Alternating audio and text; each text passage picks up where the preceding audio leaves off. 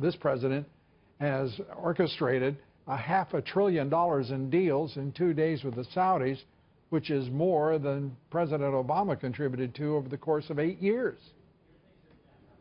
Well, I'm sure there were a lot of opportunities that President Trump was able to take advantage of, but it reflects, I think, the pent-up interest in American and Saudi transactions that for many years people on both sides thought was just too dangerous given Barack Obama's tilt toward Iran with his obsession with getting what turned out to be the 2015 Vienna nuclear deal.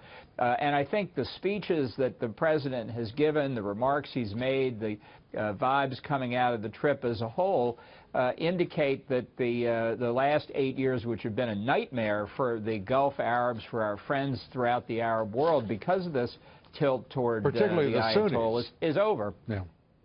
Particularly the Sunnis as well, and you're talking about pent-up demand. There is a thirst in the U.S. business community, a strong appetite for deals. There is throughout the world, and there is no one that can compete with the United States when it comes to arms, perhaps on price, but not on quality or the advanced technology employed. This is just a remarkable 2 days. I know much of it is orchestrated before he even got on board Air Force One, but these are his deals, and he is the one that is leading in the new Middle East. It's a new order that he is trying to construct, and doing so with great energy and imagination. An Arab NATO. It's been talked about, it's been spoken of, but no one is committed to it as he has. Well, now I think we have to see the follow-through. For example, the joint chairmanship with the Saudis of a terrorist financing group. It's a great idea. Let's just hope that it doesn't get lost in what's actually happening with where some of the terrorist financing comes from.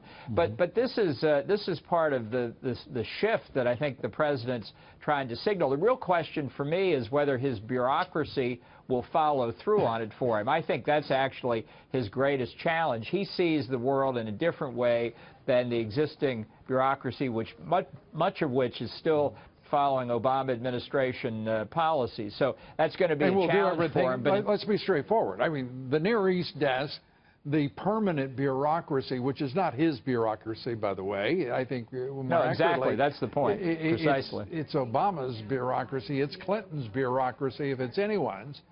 But this president right now is creating enough momentum around this trip.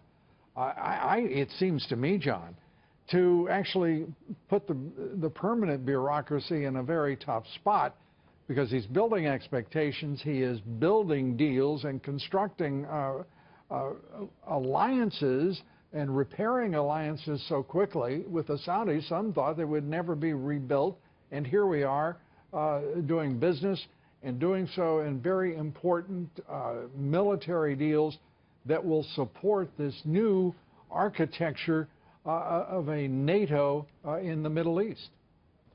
Yeah, look, for 8 years, our Arab friends in the region were just tearing their hair out. They were saying things like, we keep telling people that they'll get it right, don't worry about it. It recalls Winston Churchill's famous comments, you can always count on the Americans to do the right thing, usually after they've tried everything else. And our Arab friends were worried maybe it was never going to happen. But I think that's back on track, and that is critical. I want to hit just 2 or 3 points very quickly. We're way over time. Ambassador, the New York Times reporting that as many as 20 CIA sources, assets, perhaps operatives as well, were killed by the Chinese between 2010 and 2012. We're only now learning of that. But this is another Obama disaster geopolitically, and we're only learning of it now. Your reaction? Well, it sounds from the public reports, which is all we have, that this is a network that's been rolled up, perhaps several networks. It sounds to me like a terrible damage to our intelligence gathering capabilities. Look, this happens all the way around. When we find foreign networks, we expel the foreign diplomats and we arrest the American citizens. We don't execute them. This was a brutal campaign by China, and for all that we can see, Barack Obama did nothing. No wonder the Chinese don't fear us. No wonder they think they can get away with one thing after another. And because this is a tragic story. Yeah, they're either dealing with fools, or they're dealing with divided loyalties, or they're dealing with something that we have yet to identify. What we haven't identified are those responsible for the murders of those sources. I'm sure that in the next installment of the New York Times, who we applaud for their reporting on this, perhaps we'll learn that as well. I am just stunned that it has taken this long for the United States to acknowledge what is happening, and the fact that they had no consequence, no response whatsoever.